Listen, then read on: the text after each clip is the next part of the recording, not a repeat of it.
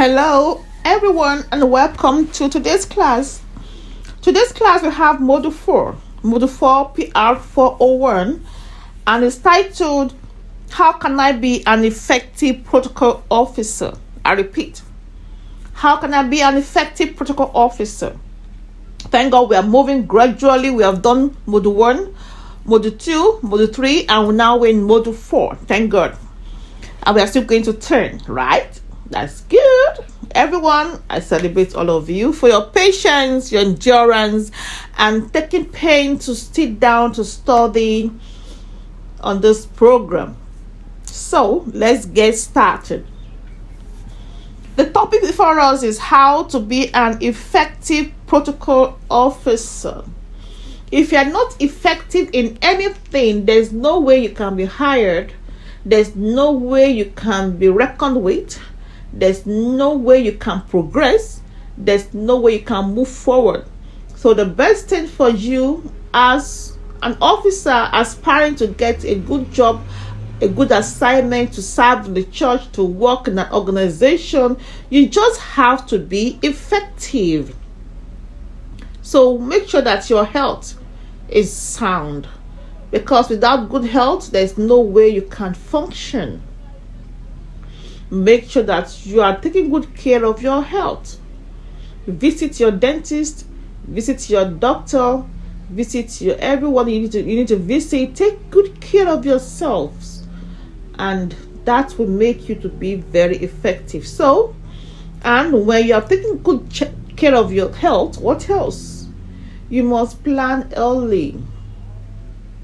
You must plan early. Everything you need to plan, you just have to plan very well. Yesterday I was learning, and I discovered that for you to plan, you just have to write them out. Don't think you know.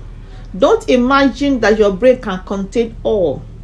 Make sure you have a small diary where you pen down everything you need to do, and that will prevent poor performance in whatsoever you're doing. So if you pen down everything you're doing, and whenever you want to recall it, it will help you to see everything at its goal.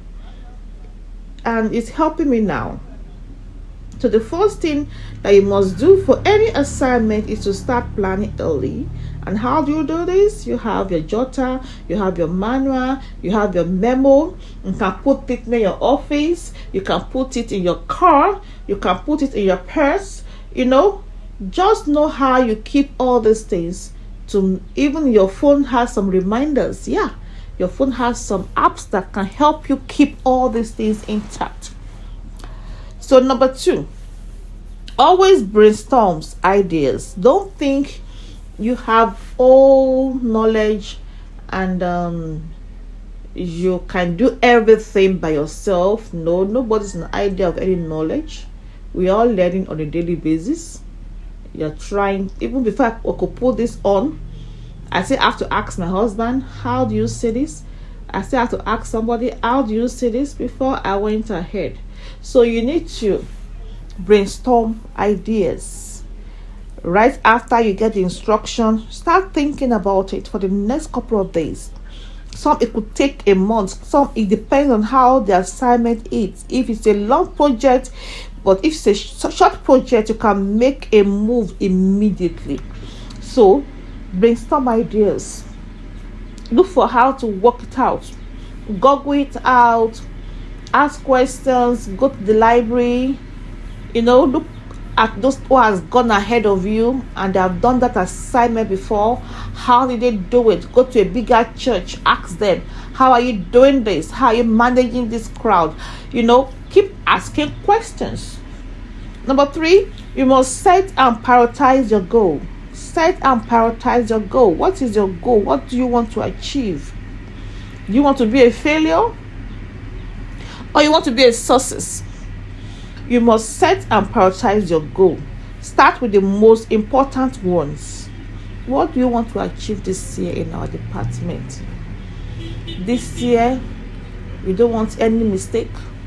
We don't want any error. We don't want any embarrassment situation. We don't want anything that can make us to look less our department. So prioritize your goal. What are the things that will make you more effective in your? Is it your dressing? Is it your communication system? Whatever it is, make sure you look into it. Look for means, look for ways to help yourself out that can make you effective. One of the things that can easily make you effective too is this training. You are trying to prioritize your goal, that I want to be a better person. That is why I'm into this training, to learn more. It's not as if you don't know anything, but you keep learning on a daily basis. And as you learn, you are trying to be a pro in what you are doing. So number 4, begin to make contact on who will be on your team. Without team, there is no work. So as a leader, we still learn that one in leadership. We have teamwork. Your team have the people that will visualize your dream. So even if you give your assignment, you can't do it alone. You still have to go back to your team. This is what we did yesterday. You need your team. Your team helps you to actualize whatever your assignment you are given to. So never you despise your team. Never you look down on your team.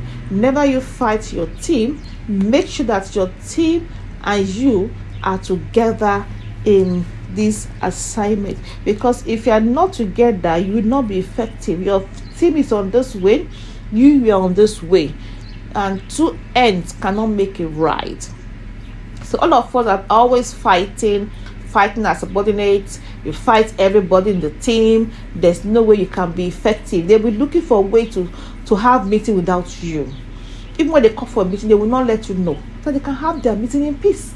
So why do you keep giving people problems and challenges? So anytime you think you need to do something with a team, make sure that you behave yourself very well. Also, do an outline chart of what assignment looks like. Always chart it out. I do that a lot. Do a chart. For example, now when we were to work in Goshen, I had to make a chart. This is the building. How many blocks? How many floors? How many rooms? We have block A, block B. Block A and B faces each other. C and D, they face each other. And on this block, we have how many rooms? From 201 to 210. From 301 to 310 on a floor. This is how you make a chart. When you make a chart, it makes you to see the work clearly.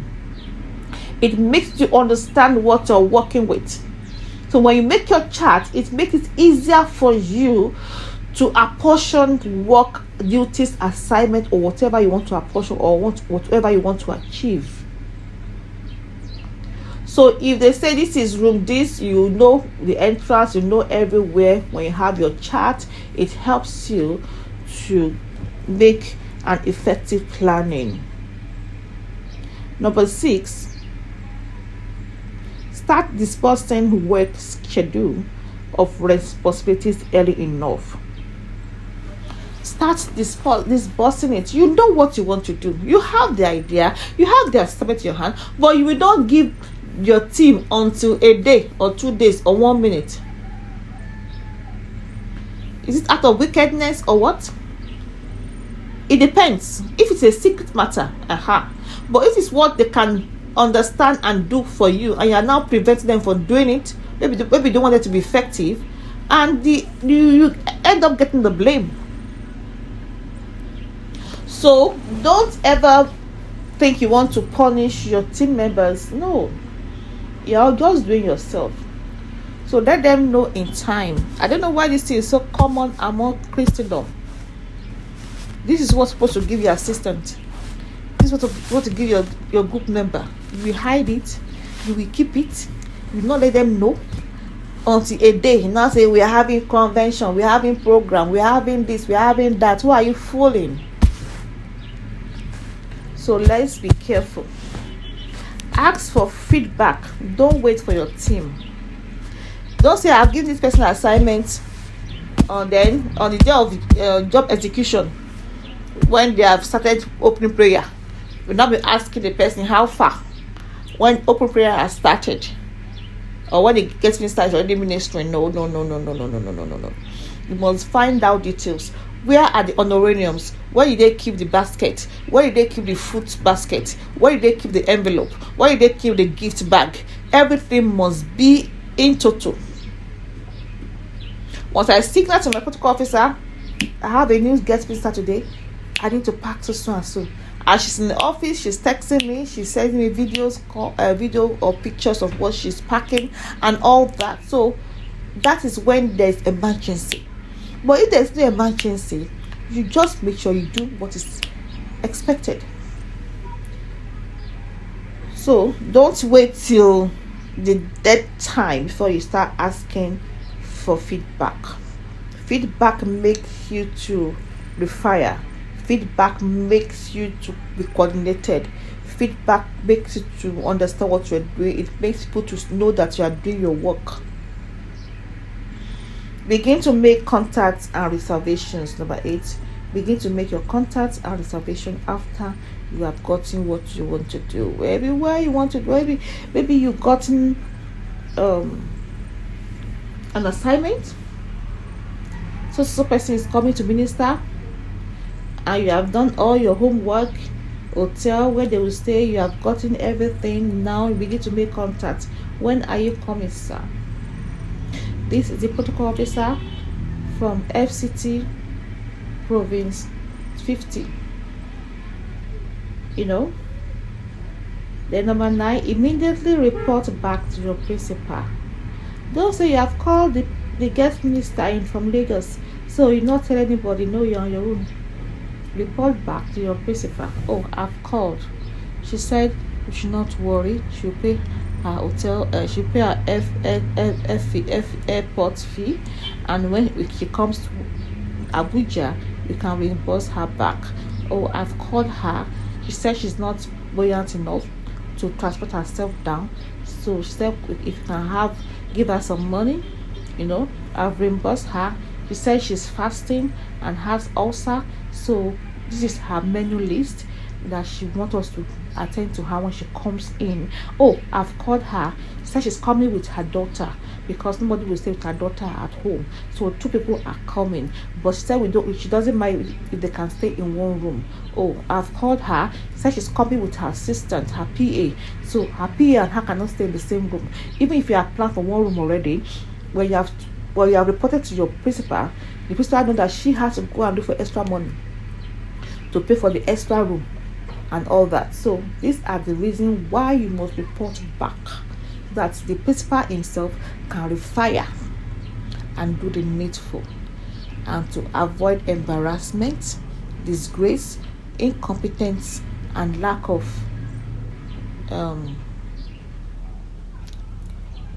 seriousness, or will I put it. Now, how do you give your team assignments? How do you give your team assignments? You look at them very well. Which one are more good at his or her job? When you have a team, not all of them will work the same way. Some deliver immediately, some delivers after your expectations, some will deliver after the program has finished. So people are different, so you must understudy all your team members so that you know which one is good for hotel accommodation, which one is good for hospitality, which one is good for so and so. When you know their capability, their ability, and what they can do, what they can offer, and what they have been doing over time, it will help you to know how to give them assignments. Like me, I'll leave you on the job for a long time to see how you can master that department. And if you master that department very well, it gives you a plus. It's a plus to you because it gives you an edge over others. And whenever I want something on that department, that is where I call you to. Oh, Sister Kemi, this program is coming. We need mattress for 500 people. I've never been to where they sell the mattress. I've never been to where they hire the mattress. I only give a call, and this sister will manifest and do it without calling me or giving me headache. So no principal wants headache from the team members. That's why you must look for the people that will deliver, that will do the work. And not that, some people, you say, okay, they will get the mattress. They will get the mattress for you. But after the program, you will never sit there. You'll be hearing, I've left, so the mattress are there. They have to return it. Who will return it? It's not you that brought it. So you must know how to work with your team and how to give an assignment.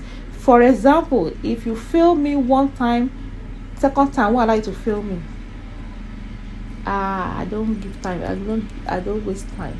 If you fail me one assignment, second time I might pity you, but third time you cannot fail me, because I will have taken cover before you manifest.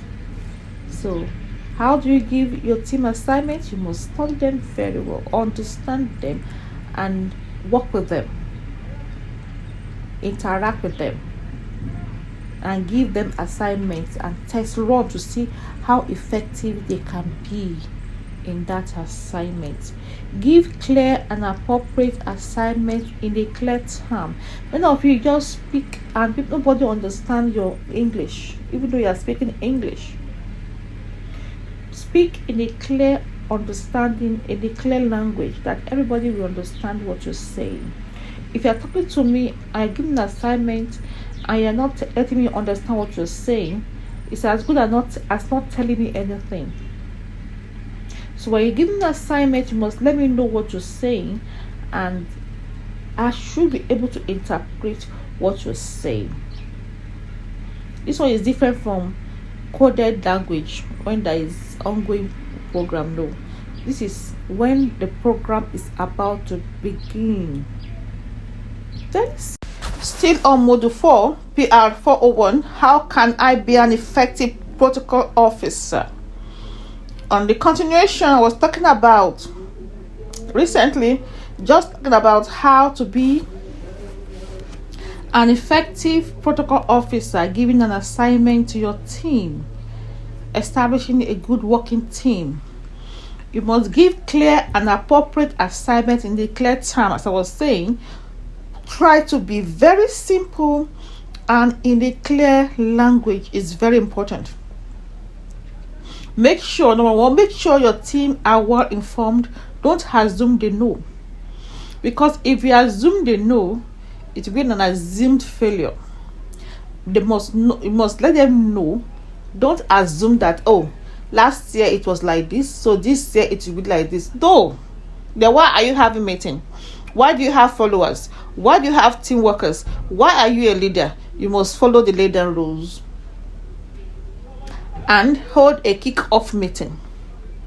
Kick-off meeting. And stop having ad hoc meetings anyhow. Every meeting you have must be reasonable, must have purpose. Must have purpose. Then, number 2, start from known to unknown. You are given an assignment. You start from what you know to what you don't know. When you start from known, gradually you'll be able to dish out the rest and get to understand what the other assignment involves. Number 3, define your roles and responsibility. Define your roles and responsibilities. Don't give assignments and begin to do it by yourself. Then why do you have a teamwork? People will have team members. They really want to do the assignment, and they appreciate the team again. I don't understand. People have teamwork, team members. They will not give them any assignments, and they will complain they're tired. I don't understand. In Nigeria setting, there are many things that we don't understand. I pray that God will make us together in Jesus' name. So when you have a teamwork, you must be able to use your team and maximize them. Let them do their assignment, and you do your own assignment. With that, everybody will go back home peacefully. These days, many people are falling sick. Many leaders are being afflicted. High blood pressure, diabetes, ulcer, and what have you. If you know you have too many things to be done, the best thing for you to do is to give out the assignment, give out the work, and be getting feedback and monitor what they are doing. Most of us are not getting younger, and the more you are getting older, the more you delegate assignments. The more you delegate what? Assignments. When you give people the assignment to do, then they will be able to assist you perfectly. And learn to trust people that are working with you. If I'm working with you and you don't trust me, you can never get the best from me. There's no way. So you must trust me to put yourself in my care. You must trust me to give me an assignment. Not that you give me an assignment, you now be monitoring my life as if I'm going to steal the money or steal the goods or take off your position. No. Let's trust all the people working with us. Let's trust all of them. That your leader did that way to you does not mean you should do the same thing to others behind you. So we must be able to be very careful and know the kind of leader we want to be. Let's not join them. Let's look at those who has gone, and let's try to be a better off. The way I operate, I look at my leaders. I pick the good things in them and I keep it to myself, and I add my own to it. But the bad one, I throw it away. I don't look at it. God has made us differently in a unique way. And if we are not careful, we might lose or miss it. So take the best out of your leader, add your own to it. You become a better person, a better leader in life. So give each person a target. This is what I want to give to you to do. This is what I want to achieve.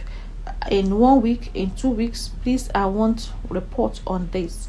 Establish a work routine and let your team know and understand how you work.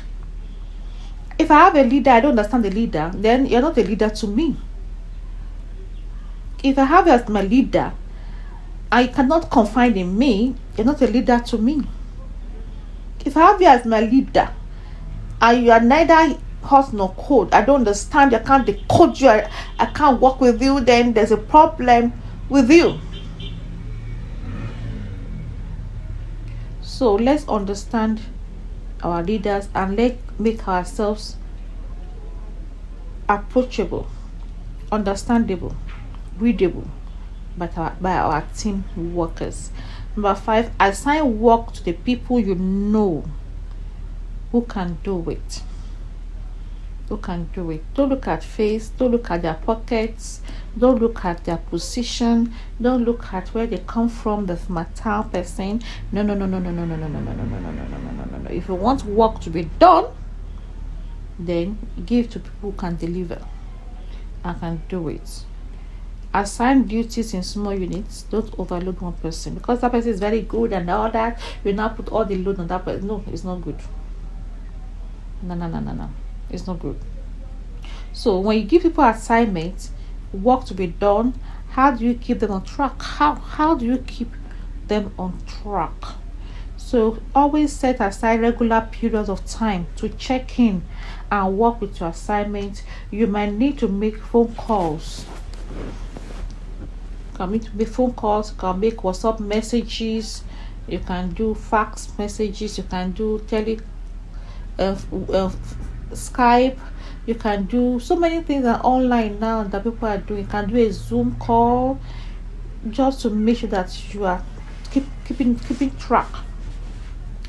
Then number 2, have an open mind, but also have opinions. Be quick to obtain information.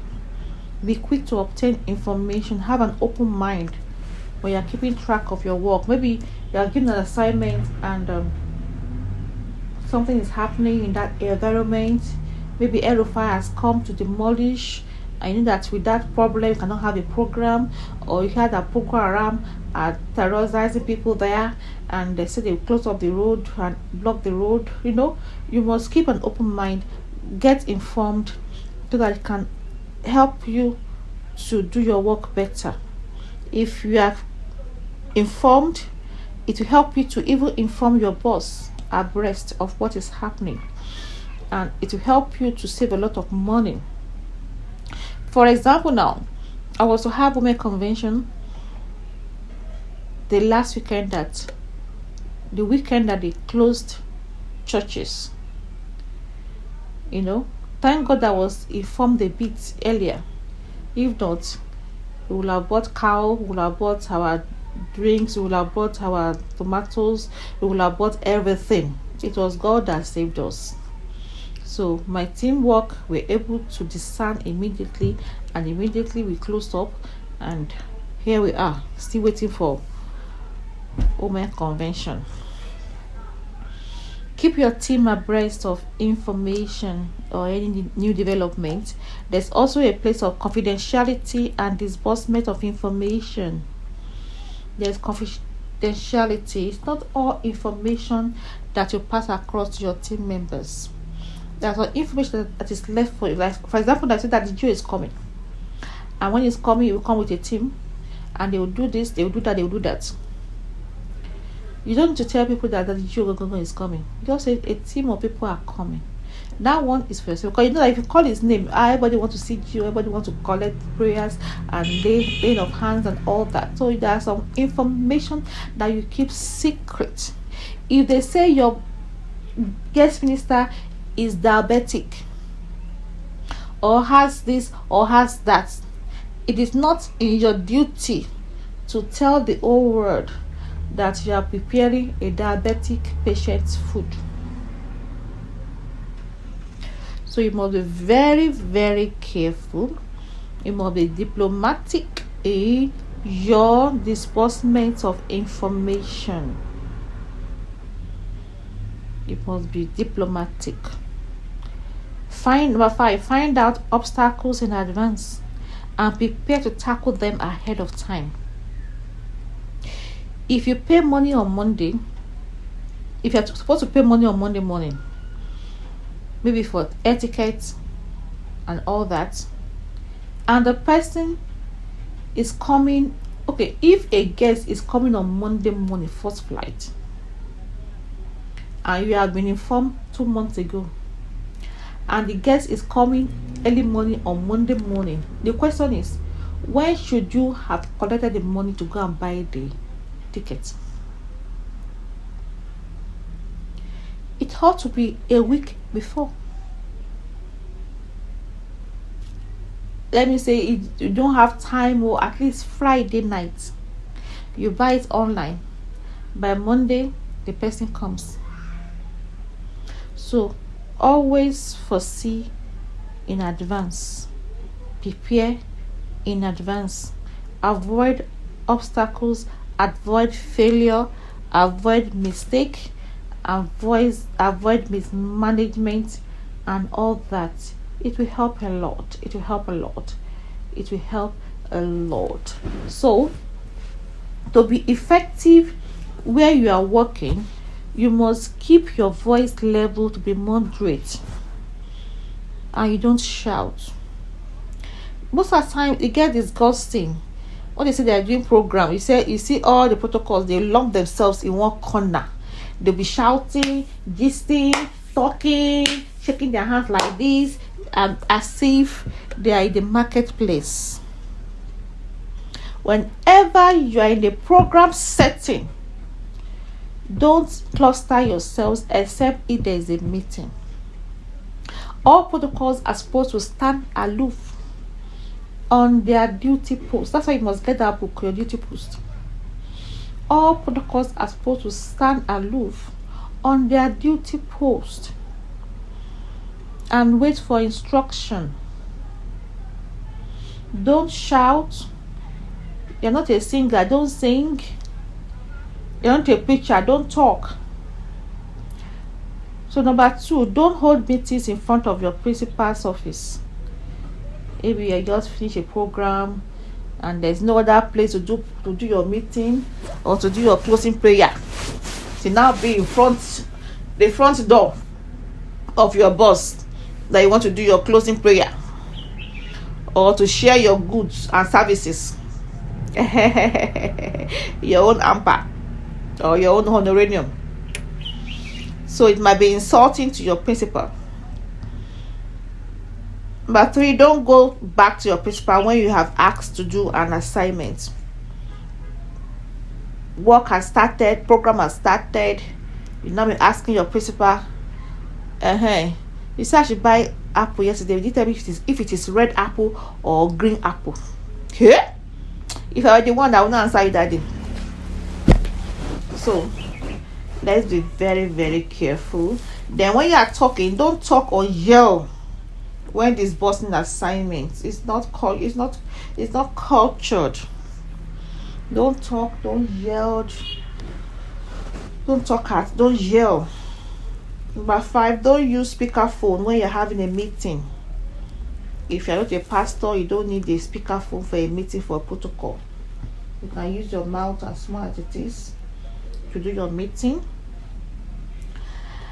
And always take excuse before you interrupt anybody. Take excuse before you do interrupt anyone. Even if you have to see your boss on the altar, when you get there, say, please excuse me, sir. That should be the first thing you say. Please excuse me. Please excuse me. That's the first thing you need to say or you need to do before anything. Then also, we want to look at some manners. Most protocols don't know how they should behave and all that. And some of them, you'll be talking to them, they'll be walking away. You'll be talking to them, they'll still be looking at you and shouting and making noise. So let's talk about manners for us to know how to behave in an environment, in an organization, on our duty post, and to be effective. Number 1 thing we must do is that we must put others first before you. When you put others first, it gives you an edge over the person self. So put others first before you. Oh, welcome, please have your seat. No, we don't sit down, we put others first. You must attend to others first before you attend to yourself. And there's many things that we do in protocol department. When you are given an assignment to go and share food, to go and share gifts, to go and share hampers, to go and share honorarium, to go and share clothes or something, you are given an assignment. It will be a bad thing if you keep your own first. No, that thing is not meant for you. Assume that you are not part of that meeting, because your duty is to serve others. So put others first before you. I know one of the big mommy, she asked for protocols to come and help her in her daughter's wedding, and when they came, all of them shared the gifts, all the gifts for the senior pastors. You was seeing it in driver's hand. They just mismanaged everything. She was almost shedding tears. So anything you are asked to give, to share, don't ever touch it. What did I say? Don't ever touch it. Even if they don't give you, go home like that. I've taught you the word. Who is your rewarder? It's God. I hate when they say, they gave this to protocol officers, all of them have eaten it, they're taking everything away as if we are gluttons. No. We must have good reputation. We must redeem our image. We must begin to act like socialized people. We must begin to behave like people that are in the working place. Another point is that we must have a polite use of phone. You must have a polite use of phone. Don't know if there is time I might teach us on the use of phone, etiquette about usage of phone. I don't know if there is time, if there is chance, I can go to that in any of the modules. But for now, let's look at this manner. Polite on the phone. Don't shout. Don't murmur. Don't complain. Greet first. Be polite. Another thing is that you must take note. You must give somebody a thank you note, a thank you card, a thank you WhatsApp, a thank you text message, a thank you call, a thank you. At least you shall must say thank you. You shall must say thank you or something. Maybe after the program and the guest minister was so impressed at your performance. In fact, you're like, wow. I remember one time we were expecting some guest ministers, so we sent the protocol officers to the airport. They told us they were coming 8 a.m. in the morning. These protocol officers went to the airport 8 a.m. in the morning. By 8 a.m. in the evening was when they arrived. And these protocol officers stayed in the airport without complaining. They refused to drive back. They stayed till the guest ministers came in. What an amazing protocol officers. I trust many of us, like when I made my own first mistake, we would have gone back home. So when your protocol officer realizes this and say, oh, God bless you, I appreciate you, you are an amazing person, oh, you are wonderful, you are sensational, what do? Oh, thank you, sir. The following day you pick your call, oh, thank you, sir, or you, what's up, we appreciate you, sir. You must appreciate. Then open the door for others. As a protocol officer, open the door for who? For others. Yesterday I was watching Barack Obama, Michelle Obama, and their protocol officers. I discovered that they give them space. But most of us, we always stand in line side by side with our protocol officer, with our principal. No, you must give them space. Then it is wrong for you, protocol officer, to be carrying a woman's handbag. I know in Nigeria, in Redeem, that is the protocol. No, it's wrong. A woman's handbag should be carried by the woman herself. A woman's handbag should be carried by the woman herself.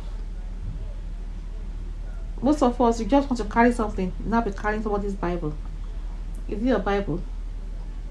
So we must be very, very careful. But there are some people that they believe, protocol, yeah, carry my back, carry my leg, carry my head, carry my stomach, carry my bum bum. That is what they believe. Protocol must carry everything. But if your own says you must carry her bag, I better carry. That is the way he or she wants to operate. So use thank you or you are welcome routinely in conversation. Be polite in your conversation. And when you need to shake hand, shake hand. When you're not asked to shake hand, remove your hand. When you need to make eye contact, make eye contact. When you're not supposed to make eye contact, never you make eye contact. Now there's social distance now, so no contact anywhere. In Nigeria, we kneel down, men prostrate. If you are working with a tribal person, what do? You go on your knee and greet them. If you're working with someone that is not concerned about all this tribalistic something, you can shake the person's hand, you can talk to the person, can greet the person and be yourself. So people are different and you must know the kind of person you are actually working with. You must know the kind of person you're working with. Then you have just two to go. This is a practical section. A practical section. I have a practical section here about your etiquettes. You must be yourself. You must always be yourself, and you must say thank you at every point in time. You must give genuine compliments. Only failure give excuses. Give genuine compliments to your workers, to your team. Don't be boastful, don't be arrogant, don't be loud to your team, because they are the ones that are watching your back. Listen before speaking. It's in the Bible. Be slow to speak and swift to hear. It's in the Bible, in Proverbs. Speak with kindness and caution. Do not criticize or complain, and always be punctual. One of the bedmark of protocol officers is punctuality. Is punctuality.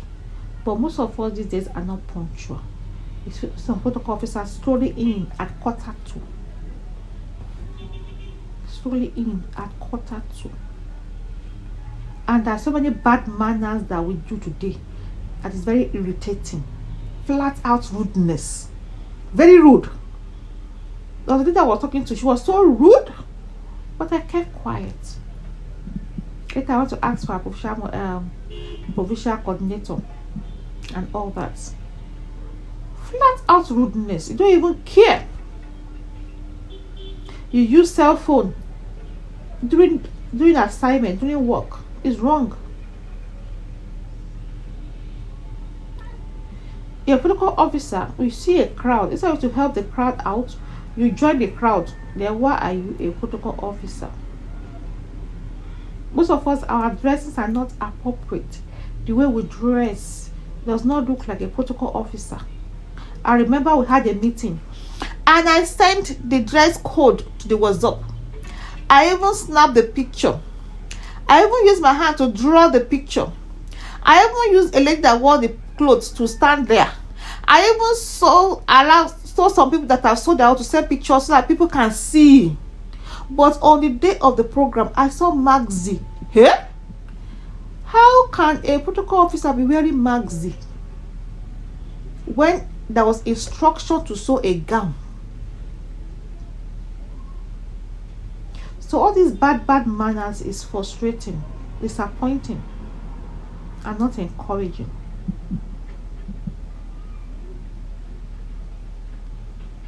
How do we dress? We must look at the way we dress. There are different types of dressings, and you should know the one that is applicable in redeemed setting. Also, be kind to people, mostly disabled people.